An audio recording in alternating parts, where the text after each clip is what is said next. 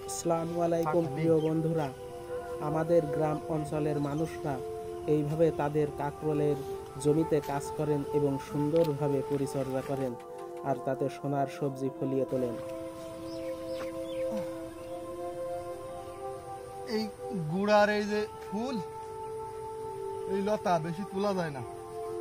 গুড়ার লতা খুব মোটা হয় কিন্তু উপরে যে শুকিয়ে যায়, বুঝলে?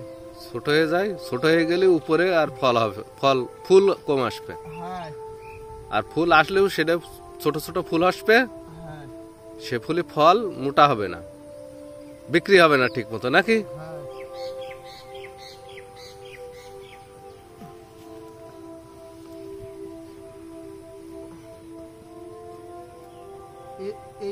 এইগুলো কেটে দেওয়ার কারণ হচ্ছে এখন একটা সেচ দিচ্ছি, আজকে সেচ দিচ্ছি, আজকে যদি এটা রেখে দিই দুদিনের ভিতরে এরম বড় হয়ে যাবে। যখন নিচের লতা এরম বড় হবে, উপরের লতা আর অত বড় হবে না। এই জন্যই এইটা এখন এই কাঁকরোলের জমিতে সার প্রয়োগ করা হচ্ছে, কেননা প্রতি সপ্তাহে যদি কাঁকরোলের জমিতে সার দেওয়া না হয়, সেচ দেওয়া না হয়, তাহলে এই সবজির ফলন অনেকাংশে কমে যায়, গাছের বৃদ্ধিও অনেক কমে যায়।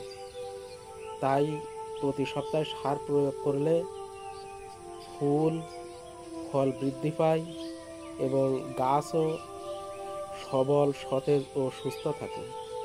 ওই জন্য সময় মতো কীটনাশক, সেচ এবং সার এটা দিতেই হবে। তা না দিলে এই কাঁকরোল ভালো হবে না।